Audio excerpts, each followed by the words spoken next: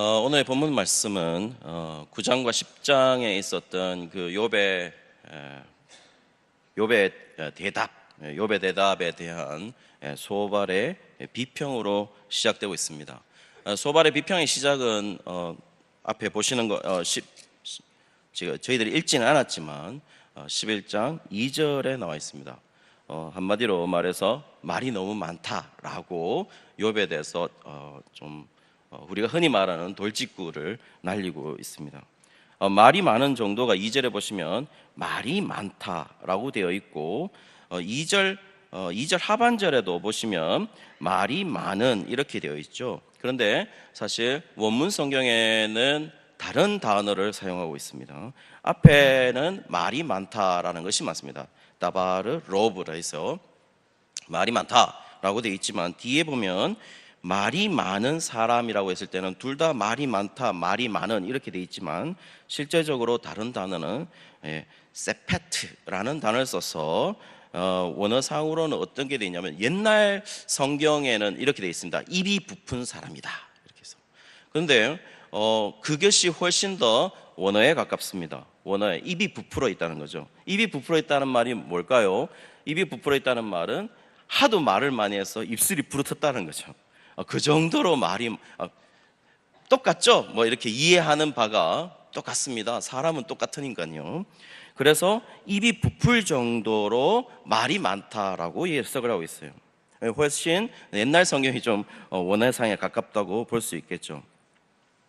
그런 많은 말들이 지금 소발이 비평하고 있는 것은 그런 많은 말들이 하나도 동의되고 있지 않다라는 것입니다. 그래서 자신은 그 많은 말들이 동의되고 있지 않기 때문에 내가 비평하지 않을 수 없다라고 말하고 있는 것이죠.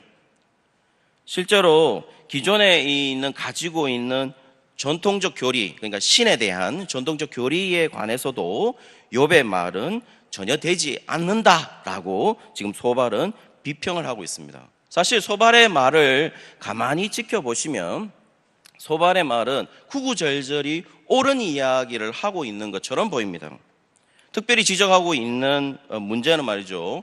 욥이 4절에 보시면 욥이 자신의 돈은 정결하다라고 얘기했고 주께서 보시기에 깨끗하다라고 말하는 점이 지금 욥의 문제점, 가장 큰 문제점인데요. 여기서 도라고 하는 점은 흔히 말하는 레카흐라는 이 단어인데요. 이거는 영어상에 보시면 영어 번역상은 닥처린이라고 해서 교리라고 번역을 했어요. 그러면 지금 욥이 뭐라고 말하고 있느냐 하면은 자신의 교리, 자신이 가지고 있는 교리는 순수하고 깨끗하다라고 말하고 있는 것이죠. 그러면 욥은 이렇게 말한 겁니다. 자신의 교리는 깨끗해. 내 교리는 맞아. 그렇다면 너의 교리는, 너의 교리는 지금 다르기 때문에 소발의 교리는 깨끗하지 못하다. 한마디로 그렇지 못하다라는 결론에 도달하게 되는 것이죠. 그러면 어땠습니까? 욥의 말을 들은 소발의 입장에서는 화가 나지 않을 수가 없는 것이죠. 사랑하는 성도 여러분, 토론 방송을 많이 보지 않습니까? 토론 방송에서 만약에 토론하는 대상이 다른 반대자에게 당신의 말의 의견은 전혀 동의되지 않는다, 당신의 말은 논리도 없다라고 말한다면 당연히 이제 저쪽 반대편에서는 화가 나고 소리가 커지게 되는 것이죠. 지금 딱 이 소발의 입장이 바로 그런 입장에 있는 것입니다. 욥에 대해서 말이죠. 그렇다면 욥이 기존에 가지고 있는 이 소발의 교리를 우리가 좀 보아야 되겠죠. 소발의 교리는 한마디로 정의를 할 수는 있습니다. 소발의 교리는 그야말로 인과응보의 교리입니다. 인과응보의 교리를 가지고 있습니다. 하나님은 공의로우신 분이기 때문에 불의에 대해서는 반드시 벌하신다는 것입니다. 따라서 지금 욥은 어떻습니까? 자신은 무고하다고 계속 외치고 있습니다. 나는 무고해. 나는 죄가 없어. 그렇기 때문에 소발의 교리에 의하면 무고한 욥을 벌하시고 있기 때문에 하나님은 공의롭지 않다라는 결론에 소발의 교리에 의하면 욥은 무고한데 하나님이 벌하시고 있기 때문에 하나님은 공의롭지 않다라는 것이 욥의 교리로서 소발이 받아들이는 것이죠. 말이 어렵습니까? 다시 말씀드리면 이렇습니다. 소발의 교리는 하나님은 반드시 죄가 있으면 벌하신다는 것입니다. 그런데 욥의 말에 의하면, 욥의 말은 나는 무고합니다. 나는 죄가 없습니다. 그런데 하나님이 나를 벌하셨습니다. 그렇다면 그 교리에 의하면은 나를 무고한데 벌하셨기 때문에 하나님은 공의롭지 않습니다. 그렇게 말하고 있는 듯한 욥의 결론에 대해서 소발은 지금 화가 엄청나게 나 있는 것이죠. 소발이 대답을 합니다. 어떻게 대답하냐면 5절에 하나님이 욥의, 그러니까 너의 죄를 다 말한다면 얼마나 좋겠느냐. 그리고 6절에 오히려 욥 너의 죄를 감수해서 벌을 내리신 거야 라고 욥의 생각을 완벽하게 반박을 합니다. 지금 욥의 잘못된 생각이 중심이라고 할 수 있는 것을 지적하는데요. 그게 뭐냐면은 지금 너가 하나님에 대해서 그렇게 평했지? 그런데 욥아, 너는 지금 잘못 생각하는데 7절과 8절에서 뭐라고 말하냐면 도대체 유한한 인간이 어떻게 무한한 하나님을 알 수 있다고 말하느냐라고 말하고 있어요. 이 말은 철저하게 철학에서는 불가지론입니다. 불가하다는 것이죠. 아는 것이 불가하다는 것입니다. 하나님을, 무한한 하나님을 아는 것이 불가능하다는 것이죠. 소발은 지금 당연한 이야기를 하고 있습니다. 유한한 인간은 무한한 하나님을 알 수 없습니다. 불가지론이 그렇게 얘기하고 있다는 것입니다. 근데 실제로요, 욥도 그 얘기를 했습니다. 욥기 9장 10절에서 11절에 보시면, 욥기 9장 10절에서 11절에 보시면 측량할 수 없는 큰 일을 셀 수 없는 기이한 일을 행하시느니라. 그가 내 앞에 지나시나 내가 보지 못하며 그가 내 앞에서 움직이시나 내가 깨닫지 못하느니라 라고 말하고 있습니다. 욥도 불가지론에서 하나님을 도저히 알 수 없다라는 불가지론을 말하고 있어요. 그렇지만 지금 소발이 말하는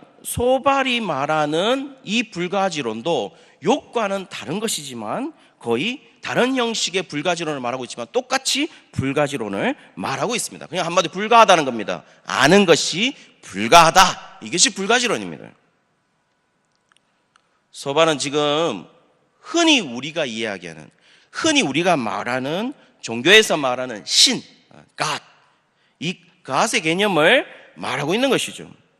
전통적인 신의 개념을 말하고 있는 것입니다. 아주 일반적인 신의 개념을 말하고 있는 것이죠. 그리고 지금 소발은 일반적인 신의 개념을 부인하는 욥에 대해서 상당히 붕괴해 있는 것으로 보입니다. 그런데요, 성도님들, 생각해 보시면 과연 결론적으로는 이렇습니다. 결론적으로는 종교에서 말하는 신과 하나님이 같나요? 같지 않습니다. 그렇지 않습니다. 그런데 지금 소발은 종교에서 말하는 신의 개념, 불가하다, 유한한 인간이 무한한 신을 아는 것은 불가능하다라는 그 일반적인 것을 지금 갖다 대고 있는 것이죠. 그렇으면 여러분 성도님 보시죠. 그러면 소발의 견해가 문제점이 발견되죠. 무슨 문제점이 발견될까요? 지금 우리만 알고 있는 사실이 있습니다. 성도님들, 욥도 모르고 소발도 모르는데 우리만 알고 있는 사실이 있죠. 우리 독자들만 알고 있는 사실이 있습니다. 욥이 고난받고 있는 진짜 이유 말이죠. 욥이 고난받고 있는 진짜 이유가 뭘까요? 실제로 고난받는 이유를 설명합니다. 어디서 설명하냐면 1장에서 설명하죠. 1장에서 욥이 왜 고난을 받게 됩니까? 하나님과 사단이 논쟁을 하게 되는 것이죠. 논쟁에서 빚었다는 것을 우리가 너무나도 잘 알고 있습니다. 다시 말해서 지금 욥의 고난의 원인은 지금까지 빚어지고 있는 것은 오로지 사단과의 내기에 의한 것밖에 없습니다. 그것 자체를 모르는 욥, 소발, 자신들이 가지고 있는 일반적인 불가지론, 신의 개념을 가지고 이야기하고 있는 것이죠. 이 사실을 모르는 욥은요, 9장 방금 전에 언급했던 욥 9장 10절에서 11절에서 자신에게 고난을 허락하신 도무지 알 수 없는 하나님 일 수밖에 없는 것이고, 소발도 역시 그렇죠. 전통적으로 유한한 인간이 무한한 하나님을 알 수 없다는 결론밖에 내릴 수가 없는 것입니다.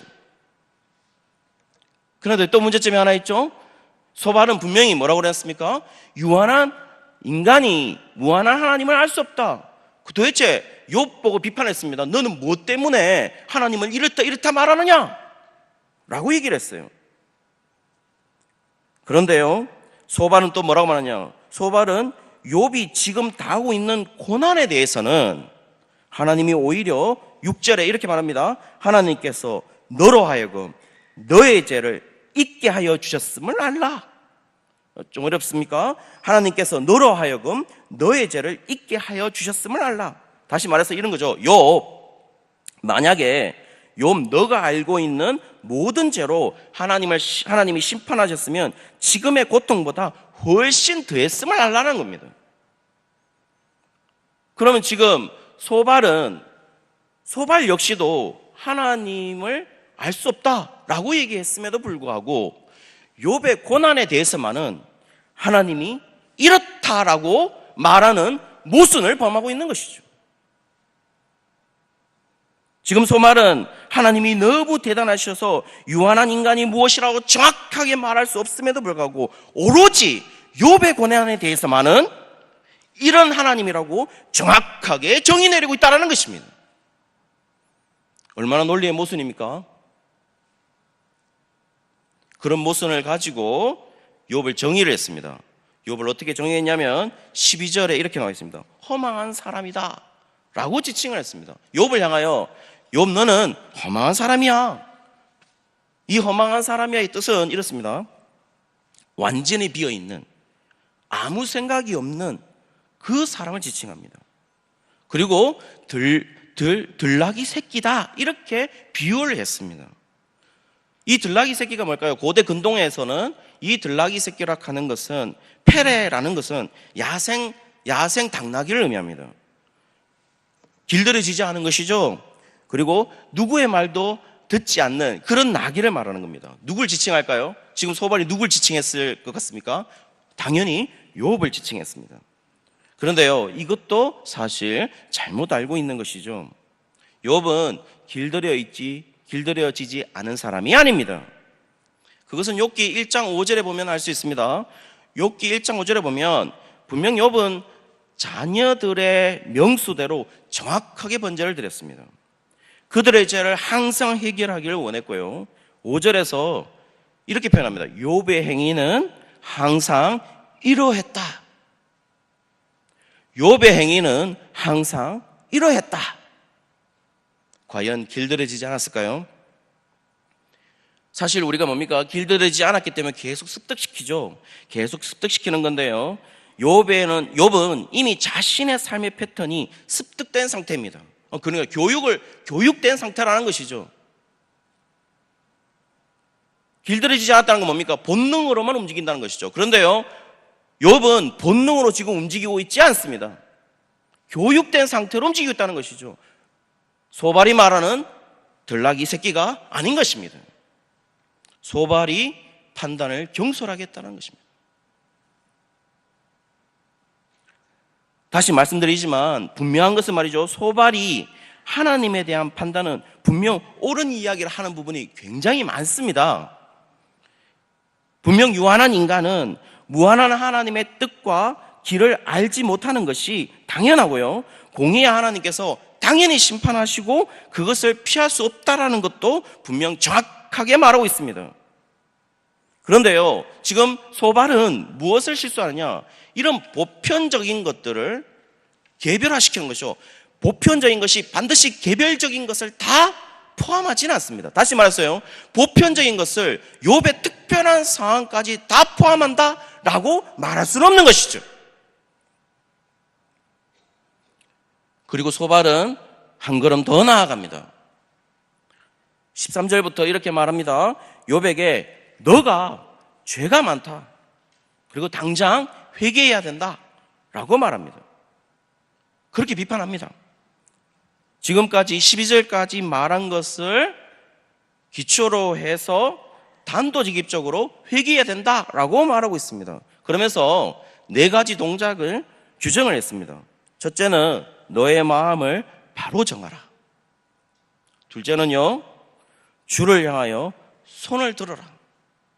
셋째는요, 너의 손의 죄악을 버리라. 이렇게 말하고 있습니다. 넷째는요, 불의가 너의 장막에 거하지 못하게 하라라고 말하고 있습니다. 이 4가지 동작을 보면 전형적인 어떤 동작이죠? 회개의 동작이죠. 그리고 회개의 말들입니다. 결국 이 모든 행동을 지시하는 이유는요, 이 모든 것이 다 욥의 죄악 때문이라고 못을 받고 있는 것입니다. 자, 그렇다면요, 소발의 말이 옳습니까? 소발의 견해는 옳지 않습니다. 왜냐하면 지금 이것은 하나님의 신실한 약속과도 위배되기 때문이죠. 실제로요, 욥은 자신의 죄의 문제를 해결하지 않은 것처럼 보이지가 않는다는 것입니다. 욥기서 1장 5절에 방금 전에 욥기서 1장 5절에서 말씀드린 것처럼 자녀들의 수대로 번제를 드렸다라고 하는 걸 보면 어쨌든 욥이 지금 저희들이 어디 사람인지 정확하게는 알 수 없습니다. 그리고 욥이 언제 기록되었는지 정확히는 알 수 없습니다. 저자도 누가 기록했는지 정확하게는 알 수 없습니다. 모세부터 시작해서 쫙 있습니다. 그리고 욥이 족장지대 사람이다라는 것도 어느 정도는 의견을 이렇게 이렇게 절충한 것 같아요. 그런데요, 그렇게는 알 수 없지만 욥기서 1장 5절에서는 분명하게 자신들의 죄를 해결하기 위해서 번제를 드렸다라고 하는 걸 보면 레위기에서 말하는 번제를 의미하는 것으로 보입니다. 그렇다면 그 번제를 통하여서 뭘 해결하죠? 죄의 문제를 해결했다라는 것은 율법이 정한 것이죠. 그리고 그것은 하나님의 신실한 약속이었습니다. 그 자체가 은혜였다는 것입니다. 그런데요, 1장 5절에 물론 욥이 자기 자신을 위하여 번제를 드렸다라는 것은 없습니다. 그런데 자기 자녀들을 드리면서 자신의 죄에 대해서는 번제를 드리지 않았다, 이게 논리가 성립할까요? 그건 또 성립하지 않습니다. 자녀들을 위해서 드린 그 자가, 자녀들을 위해서 번제를 드린 그 사람이 자신의 죄를 위해서 번제를 반드시 드렸을 거라고 본다는 것이죠.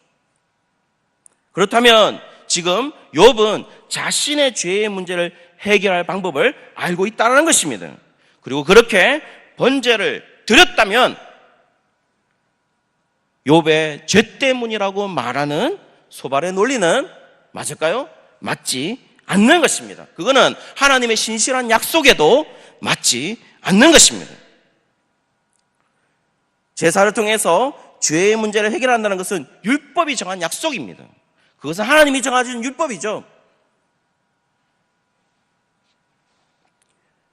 또 다른 모순이 있습니다. 지난 시간에 박진수 목사님이 이 부분을 언급했습니다. 지난 시간에 내겠죠. 둘째 주 정도겠죠. 요한복음 9장에 있는 맹인된 사람이 고침받은 사건을 언급했습니다.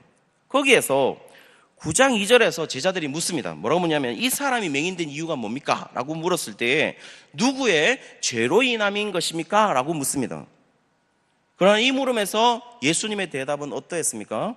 예수님은 누구의 죄 때문도 아니다. 그것은 오로지 하나님이 하시는 일을 나타내시기 위해서다라고 말하고 있어요. 다시 말씀드리면 그때 당시에 예수님은 유대인들도 마찬가지입니다. 유대인들도 유대인의 죄를 해결할 수 있는 방법이 있죠. 유대인들 자신의 죄를 해결할 방법이 분명히 있습니다. 제사가 있지 않습니까? 번제가 있습니다. 속죄제가 있습니다. 그러나 지금 예수님의 말씀도 번제에 있는 게 아닙니다. 이 제사에 있는 게 아닙니다. 그것을 통하여서 죄를 사하시는 하나님의 은혜의 포인트가 있는 것이죠. 죄로 인한 심판에 예수님이 포인트를 주고 있는 게 아닙니다. 지금 소발의 해석을 봅시다. 욥의 고난에 대한 소발의 해석은 인과응보의 영역입니다. 인과응보에 대한 하나님의 심판이라고 결정하고 있습니다. 당시 맹인된 사람들을 보면서 말이죠, 제자들이 그렇게 물었다라는 것은 뭘 의미합니까? 당시 사람들이 가지고 있었던 일반적인 형태, 당시 사람들은 그렇게 생각했던 것 같아요. 뭐냐면 당신이 맹인된 이유가 뭐냐라고 얘기를 했을 때 그 맹인된 이유가 신의 처벌이 아니냐라고 사상을, 그때 당시 AD 1세기에 있었던 사상을 반영한 것으로 보입니다. 그런데요, 그런 하나님일까요? 예수님이 그런 하나님이라고 규정을 했나요? 예수님도 그런 하나님이 아니야 라고 말했어요. 지금 소발은 맹인된 사람이 자신의 죄 때문에 하나님의 처벌로 맹인이 되었다고 선언하는 사람들과 동일한 견해를 가진 사람에 불과한 것이죠. 자, 그렇다면 만약에 예수님이 소발의 말에 예수님은 뭐라고 말했을까요? 욥의 고난에 대해서 소발에게 예수님은 뭐라고 대답했을까요? 욥이 고난받는 것은 이 사람의 죄도, 이 욥의 죄도, 욥의 부모님 죄도 아니라 욥을 향한 하나님의 하시는 일을 나타내기 위해서이다 라고 말하지 않겠냐는 것입니다.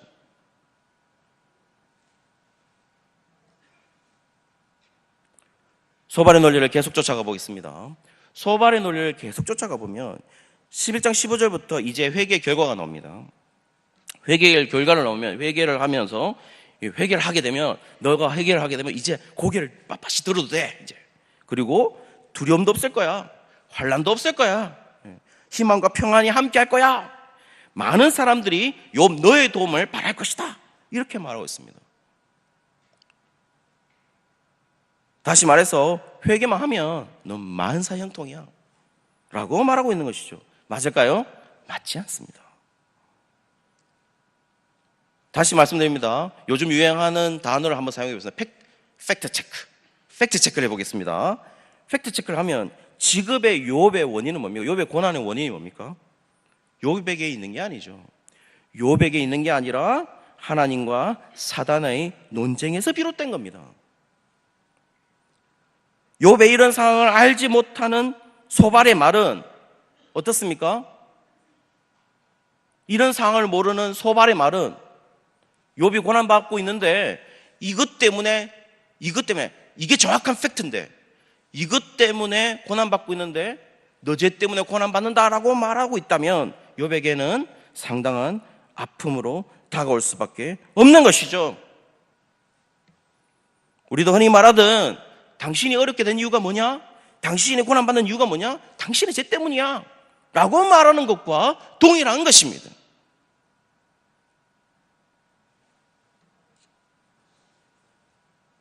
흔히 우리가 만약에 예를 들어 보겠습니다. 11조 예를 들어 봅시다. 저희들 11조 헌금을 냅니다.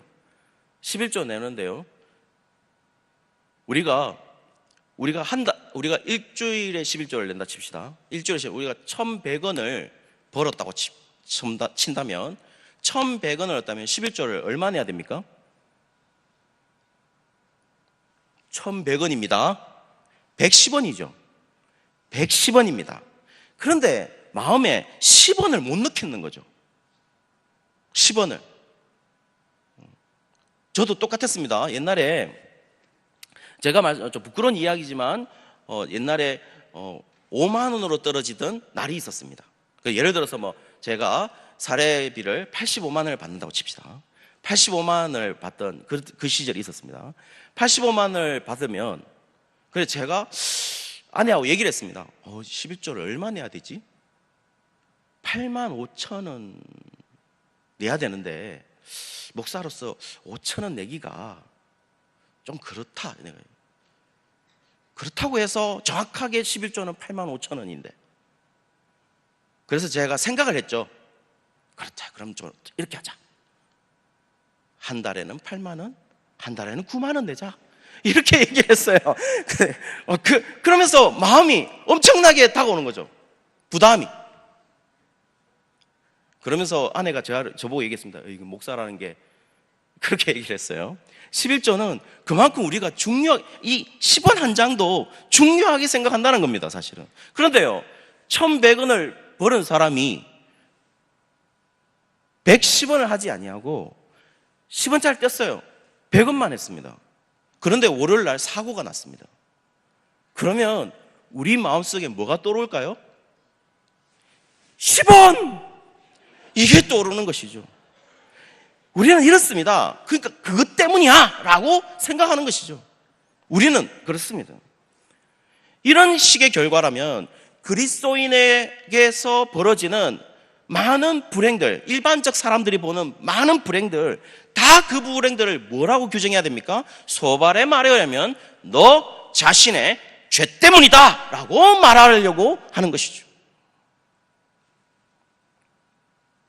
소발은 분명히 옳은 이야기를 하는 것처럼 보입니다. 지금 이 이야기에서 죄가 있으면 회개해야 하고, 회개하면 15절에 흠없는 얼굴 들 수도 있어. 환난 날도 있게 해줄게. 17절에 말하는 것처럼 환난 받기 전에 회복할 수도 있다 라고 말합니다.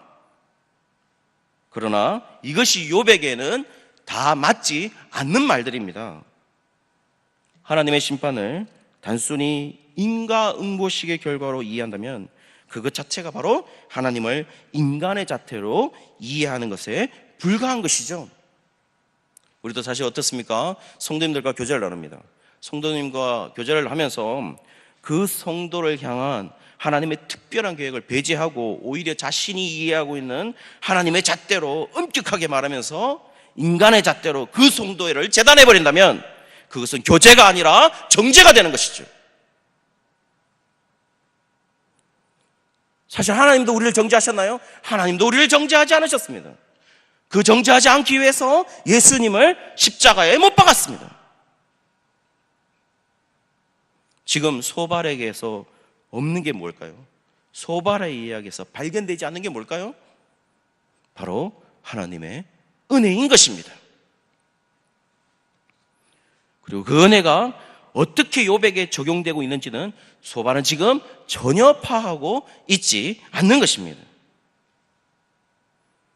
과연 우리는 하나님의 은혜를 보고 있습니까? 이런 것이 없다면 욥기는 상당한 문제가 생기겠죠. 실제로 많은 사람들이 1장에 있는 이야기, 하나님과 사단이 내기를 하는 이 장면에서 이게 가상의 사건이야, 실제 없었던 사건이야, 그러면 가상의 사건이라면 욥기서는 완벽하게 무너지겠죠. 그리고 하나님이 대표 선수를 내세웠습니다. 누굴 내세웠습니까? 욥을 내세웠습니다. 자, 그럼 분위기가 하나님이 대표 선수로 욥을 내세웠는데 욥이 잘한 것 같나요? 욥이 승리해 보이나요? 친구들에 의해서 승리해 보이나요? 그런 것 같지도 않습니다. 욥이 오히려 좀 열세인 것으로 보입니다. 그러면 뭐가 되나요? 하나님이 대표 선수를 내었으니까 하나님은 진 것으로 보입니다. 사단의 내기에서 하나님은 철저하게 패배한 것으로 보입니다. 그런데 그렇지 않죠. 하나님의 뜻은, 지금 욥기의 뜻은 사단과 하나님의 내기에 있는 게 아닙니다. 뭐에 있습니까? 하나님은 지금 욥을 향해서 무언가를 말하고 싶은 것이죠. 많은 성도들이 어려운 시기를 지나가고 있거나 또 지나갔거나 지나갈 수도 있습니다. 그때마다 그런 성도님들이 생각해야 되는 것은 하나님이 오늘 이것을 통하여서 나에게 말씀하고 있는 것이 무엇인지를 분명히 해야 된다는 것입니다. 그리고 그것이 모두 하나님의 은혜였다는 것을 기억해야 된다는 것입니다. 성도님들, 욥기가 37장까지 계속해서 인간의 말들이 계속 나옵니다. 38장에 드디어 여호와께서 말씀하십니다. 지금까지 인간의 말들에 대해서 여호와께서 뭐라고 말하느냐? 38장 2절에 무지한 말로 생각을 어둡게 하는 자가 누구냐라고 묻습니다. 그 물음에 욥은 뭐라고 대답하냐면 42장 3절에 자신이 그렇게 했음을 깨닫고 회개를 합니다. 결국 욥은 뭐라고 말하는 거죠? 욥의 죄는 지금 소발이 고발하고 있는 그 죄가 아니라 욥의 죄는 무지한 말로 하나님을 이렇다고 말한 그것이라는 것입니다. 하나님을 제대로 알지 못했다라는 것입니다. 그 고난이 욥의 일반적인 행위에 의한 죄가 아니라는 것입니다. 결국 소발의 말로 욥이 회개한 게 아닙니다. 누구의 말로 회개를 했죠? 하나님이 지적을 했을 때 하나님의 말씀을 통하여서 욥은 회개를 하게 됩니다. 그리고 욥은 고백합니다. 42장 5절에 귀로 듣기만 하여 싸우나 눈으로 본다 라고 말을 하고 있습니다. 그리고 왜 하나님께서 이 고난을 허락하셨는지 알게 되는 것이죠. 그 하나님의 계획에 의해 이 고난을 말하는 자들은, 하나님의 계획을 외에 이 고난을 말하는 자들은 다 무지한 것들인 것입니다. 성도님들 다 한번 눈을 한번 감아 보실까요? 제가 누군가의 목소리를 들려드릴까 합니다. 눈을 한번 다 감으시죠. 누구의 목소리인지 한번 알아맞혀 보시죠. 눈을 감으셨죠? 제가 이제 칠 겁니다.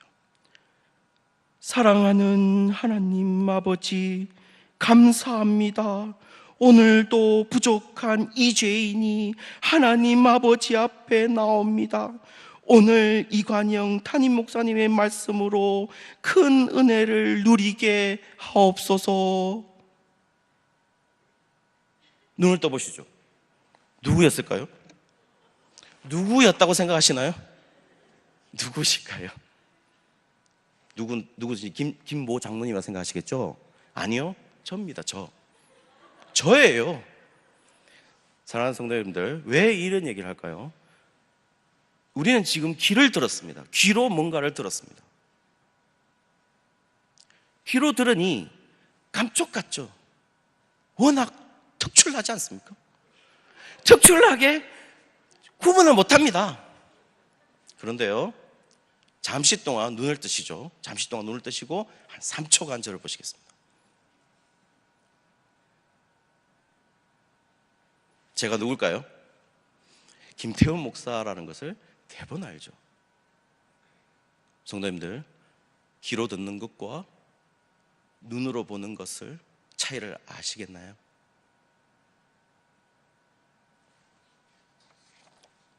사랑하는 내일교회 성도님들, 우리가 인간의 말들에는 반응할 필요가 없습니다. 그런데 지금 하나님께서 우리에게, 각자에게 놀라운 계획을 가지고 역사하고 계십니다. 거기에 즉각 반응하는 성도들이 되어야 하는 것이죠. 그리고 사랑하는 우리 내일교회 성도님들이 이제 귀로 들었다면, 하나님을 귀로 들었다면 이제 눈으로 보는 하나님으로 성장하기를 원하는 것입니다. 그리고 그것을 원하는 하나님께서 욥에게 고난을 허락하셨던 것입니다. 그것이 바로 욥에게 고난을 주인 단 하나의 이유였던 것입니다. 다시 말해서 그 계획으로 우리에게도 어려운 고난을 허락하시는 이유인 것입니다. 그리고 그 속에 하나님의 은혜가 있음을 깨닫는 내일교회 성도님들이 되시기를 주의 이름으로 축원합니다.